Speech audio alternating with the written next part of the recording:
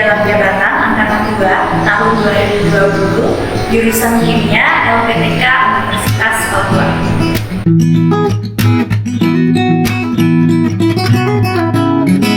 Assalamualaikum warahmatullahi wabarakatuh.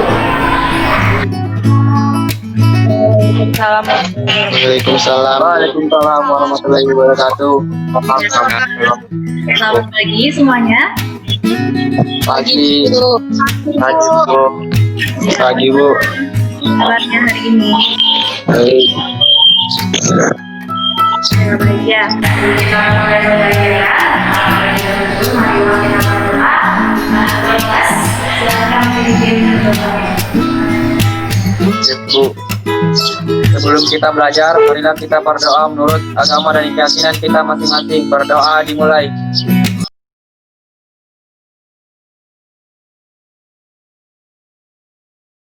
Sebelum kita memulai segala kegiatan, itu sebaiknya kita berdoa. Kenapa? Karena seperti surat, jika kita salah menulis alamat, maka suratnya juga akan dikirim ke tempat yang salah. Nah, jadi terlebih dahulu silahkan kalian mengisi daftar hadir. Daftar hadirnya sudah Ibu kirimkan di grup WhatsApp-nya. Jadi bagi yang belum mengisi, jangan lupa diisi ya. Ya Bu. Ya Bu. Nah, jadi sebelum kita mulai materinya, mungkin bertanya dulu. Masih ingat tidak ada materi pada pertemuan sebelumnya? Masih? Iya. Oke, siapa yang ingin menggunakan materi pada pertemuan lalu? Ya Bu. Ya, Seriana, silakan. Materi yang dijelaskan pada pertemuan yang lalu yaitu mengenai keseimbangan kimia. Ya, jadi pertemuan sebelumnya kita sudah mempelajari materi tentang keseimbangan kimia. Jadi masih ingat tidak kapan suatu reaksi dikatakan seimbang? Masih. Oke, siapa yang bisa menjawab? Bu. Ya, silakan. Suatu reaksi seimbang apabila terhadap suatu reaksi tidak ada lagi perubahan yang dapat diamati secara makroskopis atau seolah-olah reaksi terhadap tubuh. Jadi menurut kita suatu reaksi dikatakan seimbang apabila pada suatu reaksi itu tidak ada lagi yang bisa diamati secara makroskopis. Ya, betul sekali. Jadi suatu reaksi dikatakan seimbang ketika dalam suatu reaksi tersebut tidak ada lagi yang bisa diamati perubahannya secara makroskopis, meskipun secara mikroskopis atau tidak nampak reaksinya terjadi terus-menerus. Nah, pertanyaan selanjutnya, apa saja syarat-syarat yang harus dipenuhi suatu reaksi untuk bisa seimbang? Siapa yang bisa menjawab? Bu. Siapa? Muhajir. Ya Bu. Ya, silahkan Muhajir. Adapun syarat-syaratnya yang harus dipenuhi yaitu ada 5. Yang pertama yaitu reaksinya bersifat reversibel atau dapat dibalik. Yang kedua terjadi dalam ruang tertutup. Yang ketiga laju reaksi ke kiri dan ke kanan sama. Yang keempat konsentrasi reaksi atau reaktan dan hasil reaksi atau produk sudah tetap. Dan yang terakhir yaitu tidak terjadi perubahan makroskopis dan reaksi berlangsung secara terus-menerus atau secara mikroskopis. Iya, betul sekali. Jadi itu beberapa hal yang sudah kita pelajari pada pertemuan sebelumnya. Jadi tentang reaksi kesetimbangan. Jadi tujuan pembelajaran pada hari ini ada 4. Yang pertama, menganalisis pengaruh konsentrasi terhadap alat pergeseran kesetimbangan. Kemudian melakukan alat pergeseran kesetimbangan berdasarkan pengaruh konsentrasi. Lalu menganalisis pengaruh terhadap alat pergeseran kesetimbangan. Dan yang keempat, mengamalkan alat pergeseran keseimbangan berdasarkan pengaruh suhu. Jadi setelah pembelajaran selesai, diharapkan kalian dapat memahami 4 tujuan pembelajaran kita pada hari ini. Nah, sekarang coba kalian perhatikan video ini.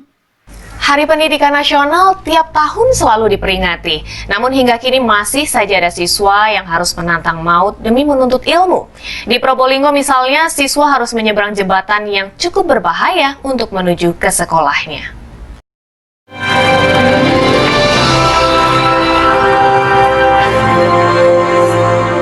Demi menuntut ilmu, siswa Sekolah Dasar Negeri Banjarsari 2, Kecamatan Sumber Asih, Kabupaten Probolinggo, setiap berangkat dan pulang sekolah mereka harus lintasi jembatan rusak. Kondisi ini sudah berlangsung lebih dari 2 tahun silam pasca banjir bandang yang melanda desa Banjarsari.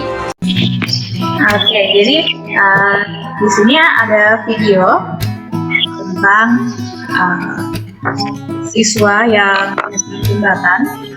Nah, jadi berdasarkan video ini, kita bisa mengambil hikmah bahwa teman-teman kita yang di luar sana ternyata ada juga yang akses tempatnya ke sekolah itu sangat susah, harus menyeberangi jembatan. Tapi meskipun seperti itu, mereka tetap semangat untuk menuntut ilmu. Dari sini kita harus belajar bahwa kondisi kita sekarang ini belum seberapa, meskipun kita sedang dalam masa pandemi seperti ini, tapi kita masih bisa belajar dalam kondisi yang nyaman meskipun di rumah kita masing-masing. Tapi kita masih bisa saling bertemu melalui media Zoom seperti sekarang ini. Jadi harap meskipun belajar tidak seperti biasa yang harus bertatap muka secara langsung di kelas, itu tidak mengurangi semangat kalian untuk belajar. Nah, pertanyaannya, dari video yang kalian lihat ini, di antara kalian ada tidak yang pernah menyeberang jembatan? Misalnya jembatan gantung? Pernah. Pernah, Bu. Bagaimana rasanya menyeberang jembatan gantung? Goyang. Iya, jadi gimana caranya supaya kita menyeberangnya aman, tidak jatuh? Harus fokus, tenang. Goyang, Bu. Jaga keseimbangan lah, Bu.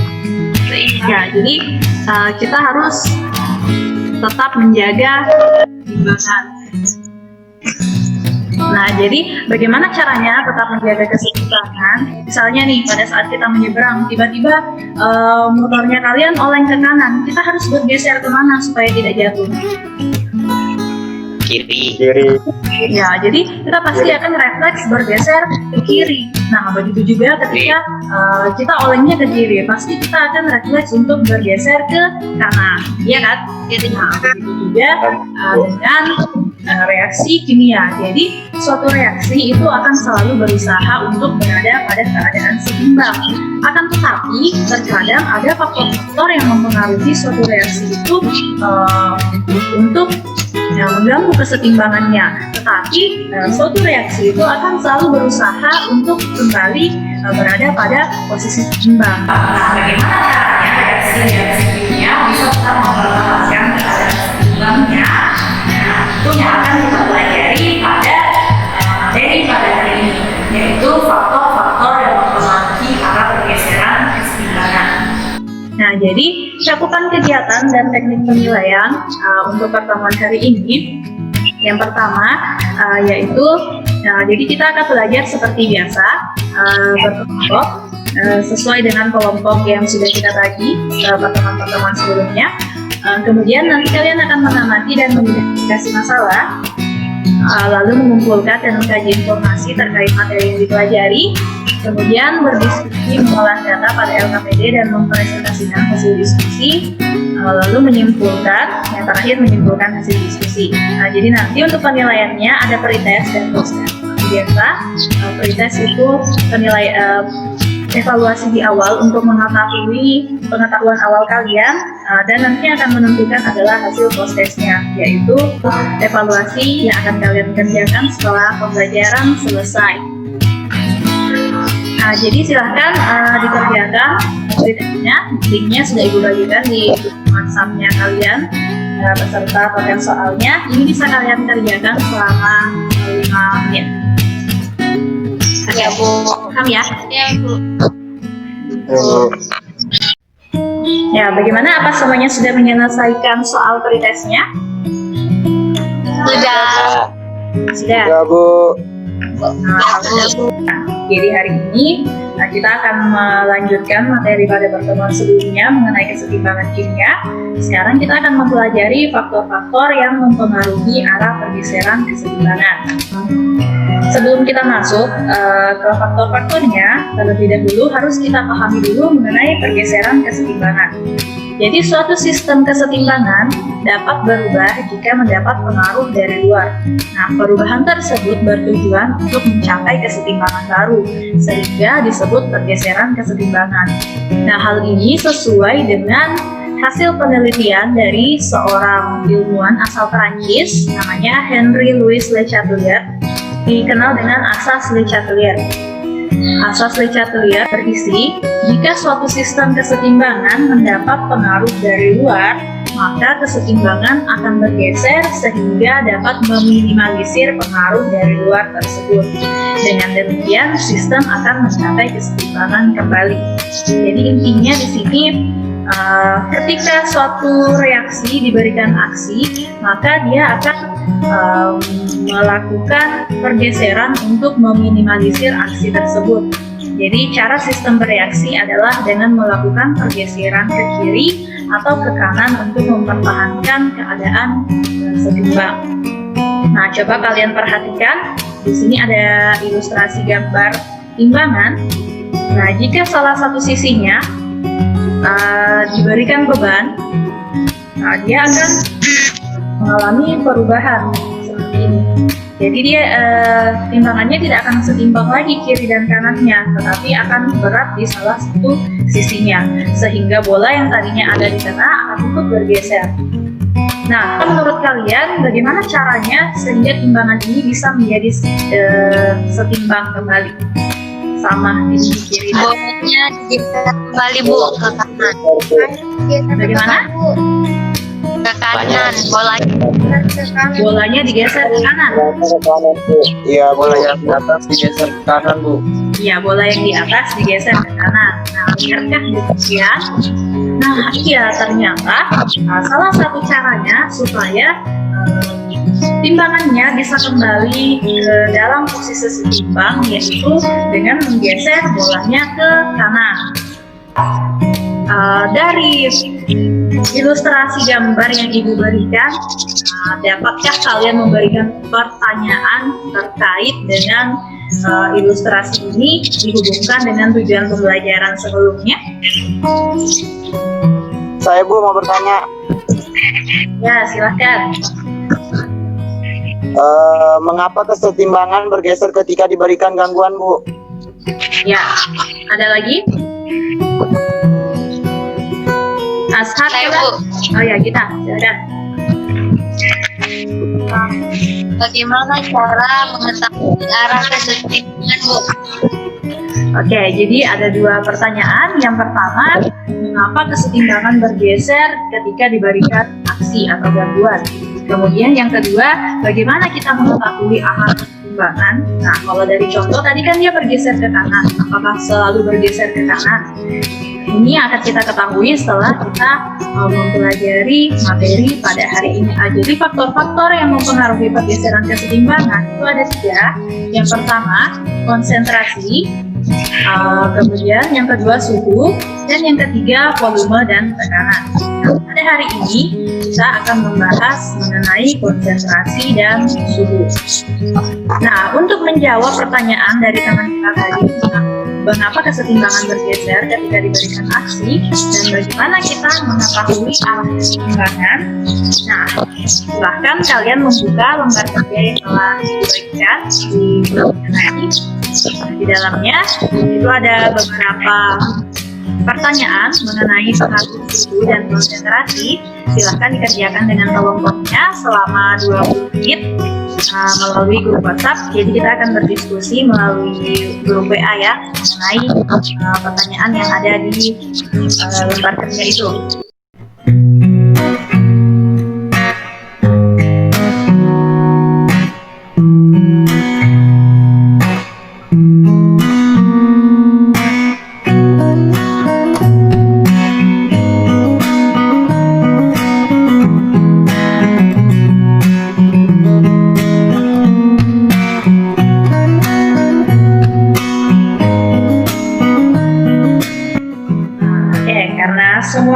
kelompok sudah mengirimkan hasil diskusi kelompoknya. Nah, sekarang kita akan mendiskusikan semua hasil diskusi dengan kelompok kalian. Nah, jadi kita mulai dari kelompok 1. Kelompok 1 bahas nomor 1 ya. Sekarang kita lihat dulu. Silakan kalian buka lembar kerjanya. Perhatikan nomor 1.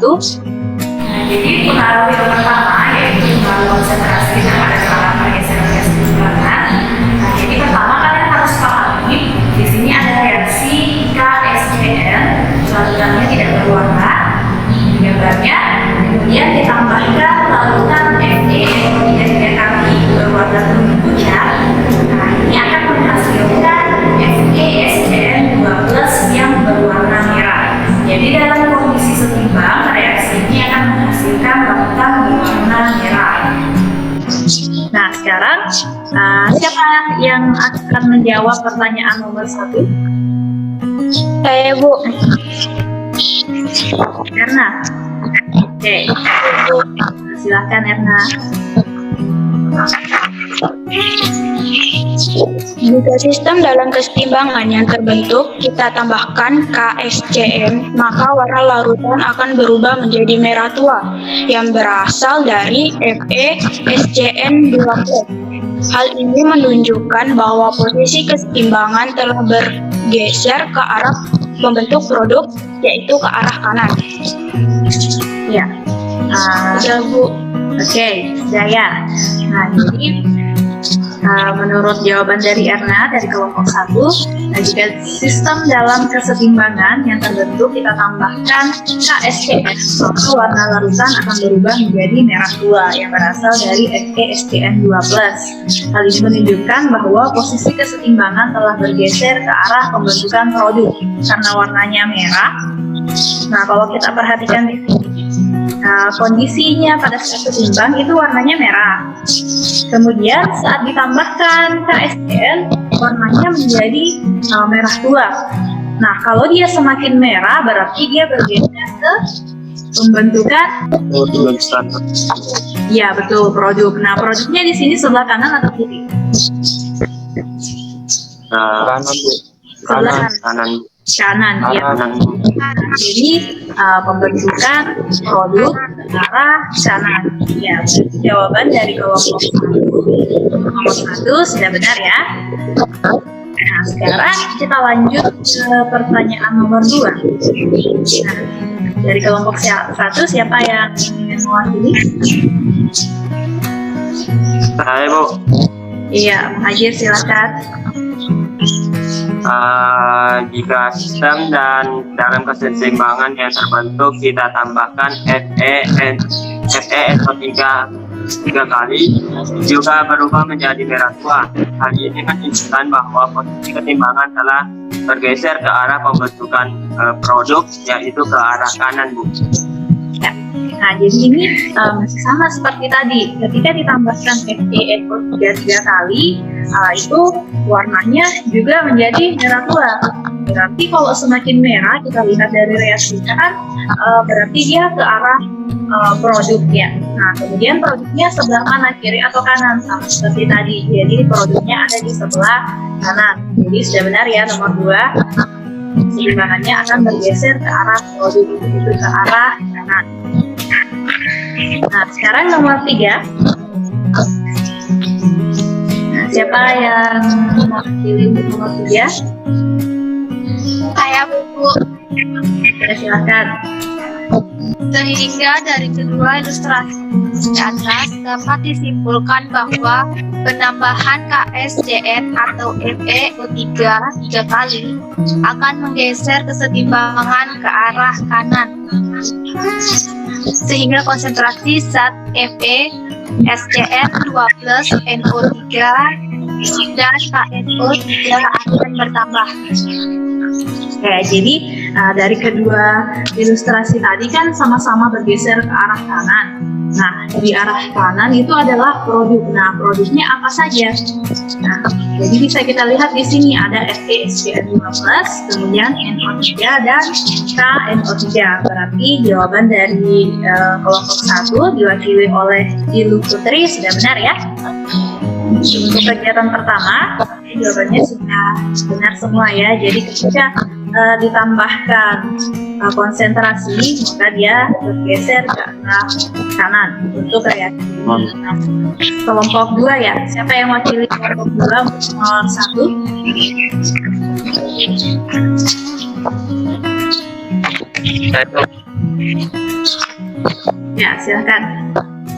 Penambahan FeSCN2+ akan menyebabkan larutan yang semula berwarna merah berubah menjadi tidak berwarna yang berasal dari pembentukan kembali ion SCN-. Hal ini menunjukkan bahwa posisi kesetimbangan telah bergeser ke arah reaktan atau ke arah kiri. Ya, jadi berdasarkan jawaban dari gambar, katanya penambahan FeSCN2+ dari reaksi ini, dia akan menggeser ke arah reaktan atau ke arah kiri. Nah, jadi bisa kalian lihat di sini, yang awalnya berwarna merah, ketika ditambahkan FeSCN2+ itu menjadi tidak berwarna. Nah, perhatikan reaksinya. Di sini yang tidak berwarna itu yang mana? Dia kan ada di sebelah kiri. Nah, kiri ini apa? Reaktan. Jadi bergeser ke arah reaktan atau ke arah kiri ya. Nah, sekarang kita lanjut ke pertanyaan yang kedua. Siapa yang jawab pertanyaan yang kedua? Oke, silakan. Sehingga dari ilustrasi di atas dapat disimpulkan bahwa penambahan FeSCN+ akan menggeser ke arah kiri, sehingga konsentrasi zat KSCN dan NO3 3 kali akan bertambah. Ya, nah jadi dapat kita simpulkan dari ilustrasinya tadi, karena kesetimbangannya bergeser ke arah kiri. Nah, sekarang kalian perhatikan ya senyawa yang ada di sebelah kiri itu yang mana? Ini ada KSCN dan FeNO3 3 kali. Oke, nah dari soal pertama dan kedua mengenai pengaruh konsentrasi terhadap arah pergeseran kesetimbangan, siapa yang bisa menyimpulkan? Lalu, Iya, silakan. jika konsentrasi salah satu zat diperbesar, kesetimbangan akan bergeser dari arah zat tersebut, dan sebaliknya jika salah satu konsentrasi zat diperkecil, kesetimbangan akan bergeser ke arah zat tersebut. Iya, betul sekali. Jadi, jika konsentrasi salah satu zat diperbesar, kesetimbangan akan bergeser dari arah zat tersebut. Maksudnya, yang manapun konsentrasinya yang ditambah, nanti kesetimbangannya akan bergeser ke arah berlawanan. Jadi, jika konsentrasi zat sebelah kiri yang ditambah, nanti kesetimbangannya akan bergeser ke kanan. Begitu pula dengan zat yang konsentrasi sebelah kanan yang ditambah, berarti nanti kesetimbangannya akan bergeser ke kiri. Nah, begitu pula juga dengan konsentrasi salah satu zatnya diperkecil, jadi kesetimbangan akan bergeser ke arah zat tersebut. Maksudnya apa? Jika konsentrasi zat yang di sebelah kanan yang dikurangi, berarti kesetimbangannya akan bergeser ke kanan. Ketika yang dikurangi adalah konsentrasi zat yang di sebelah kiri, maka kesetimbangannya akan bergeser ke kiri. Jadi itu saja yang kalian perhatikan. Kalau konsentrasinya ditambah, kesetimbangannya akan bergeser ke arah berlawanan. Tapi ketika konsentrasinya dikurangi, kesetimbangannya akan bergeser ke arah tersebut. Oke, untuk pengaruh konsentrasi bisa dipaham? Bisa paham? Oke, sudah dipaham. Sekarang kita lanjut ke pengaruh yang kedua, yaitu pengaruh suhu. Nah, untuk pengaruh suhu, di sini ada reaksi, yaitu CuSO4 5H2O menghasilkan CuSO4 tambah 5H2O. Jadi CuSO4 5H2O ini berwarna biru ketika dipanaskan, dia akan menghasilkan CuSO4 berwarna putih. Jadi reaksinya di sini delta H-nya positif. Jadi kalau delta H-nya positif, dia reaksi endoterm atau eksoterm?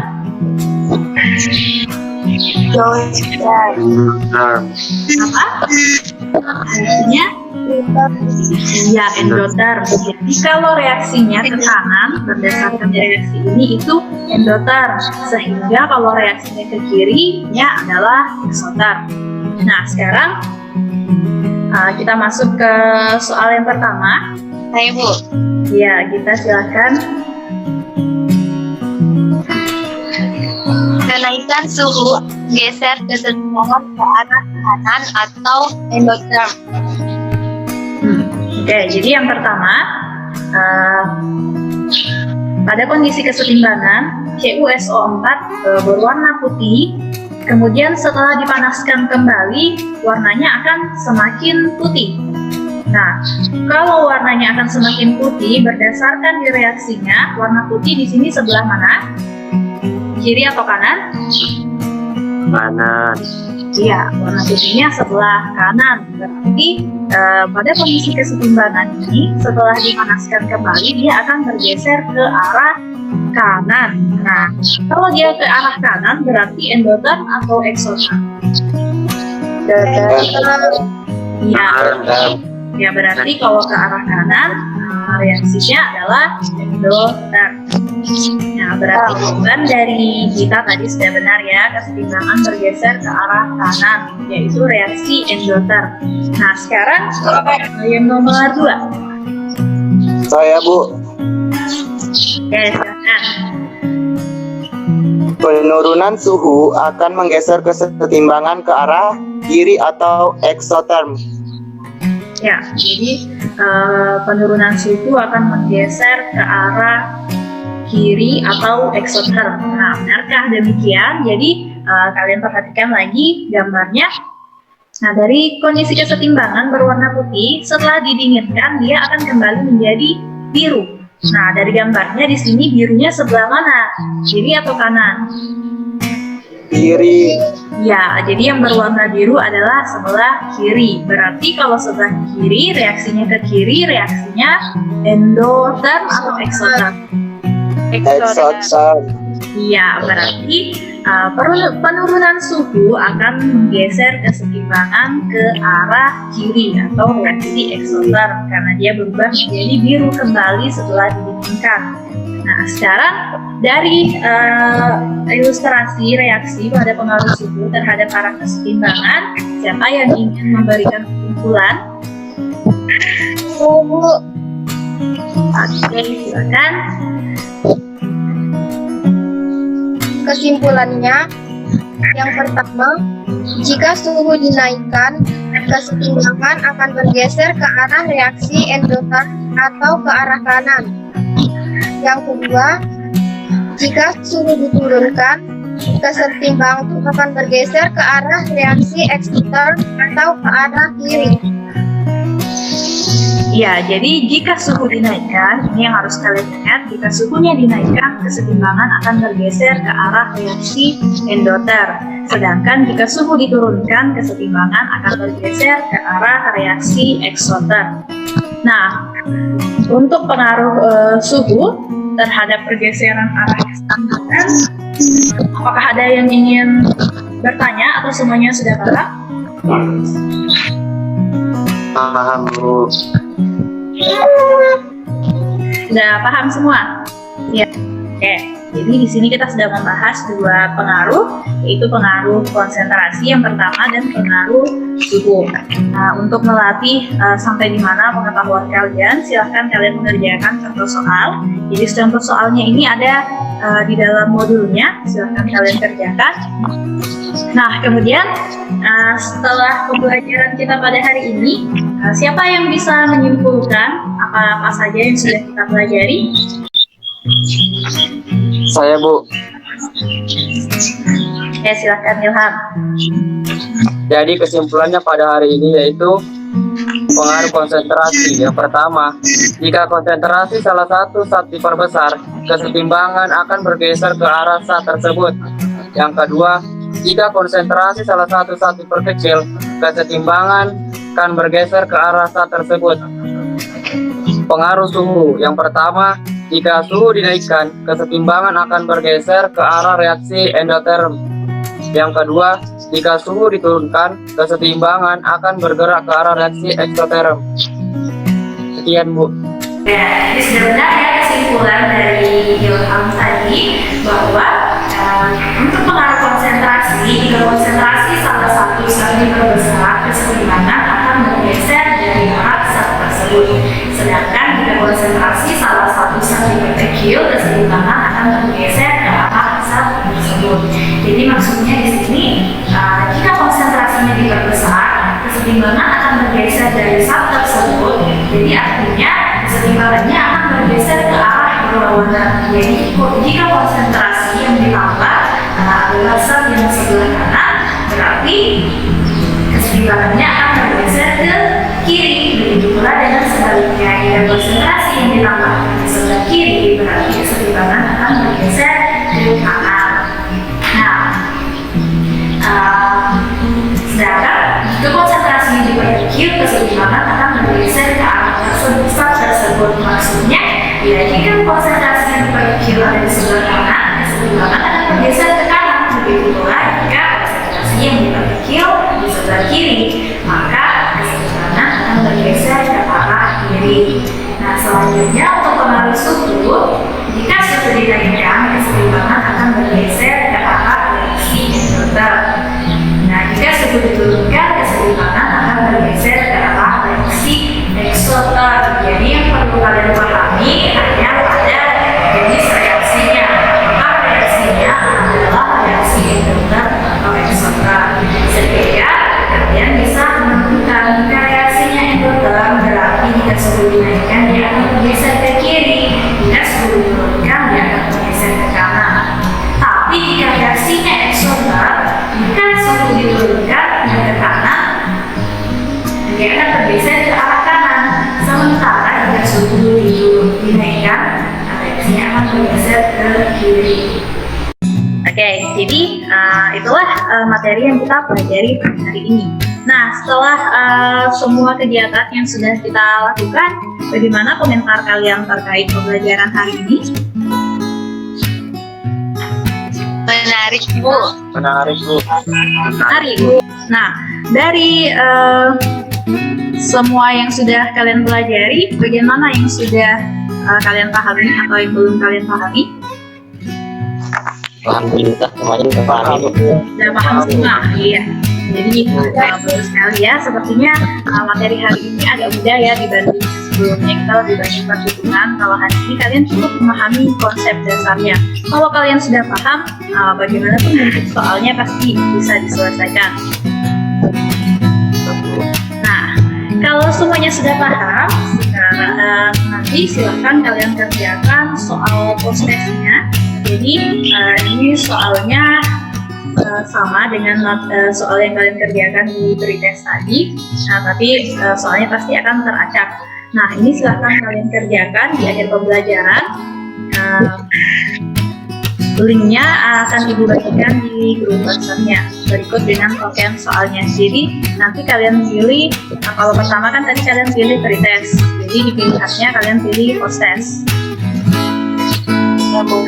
Ya, materi untuk pertemuan selanjutnya yaitu faktor volume dan tekanan. Jadi kalau sebelum tadi kita sudah belajar faktor konsentrasi dengan suhu, jadi kita akan mempelajari pengaruh yang ketiga yaitu faktor volume dan tekanan. Oke. Setelah sebelum kita menutup pertemuan hari ini, terlebih dahulu marilah kita berdoa. Ketua kelas silahkan pimpin doa. Baik teman, karena pelajaran hari ini selesai, marilah kita berdoa menurut keyakinan kita masing-masing. Berdoa dimulai.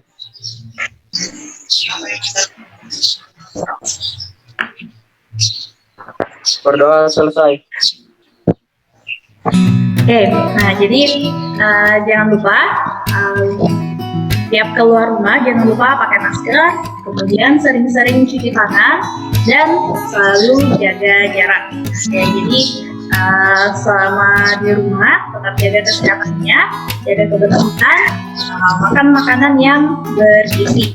Oke, jadi sekian pertemuan kita pada hari ini. Jangan lupa kalian mempelajari materi selanjutnya mengenai faktor volume dan tekanan. Kemudian materi yang telah kita pelajari hari ini juga tetap harus kalian pelajari kembali supaya lebih paham ya. Oke, sekian pertemuan kita pada hari ini. Semoga dapat bermanfaat bagi kita semua. Lebih dan kurangnya mohon dimaafkan. Wassalamualaikum warahmatullahi wabarakatuh. Dan selamat pagi. Oke, terima kasih anak-anak. Guru.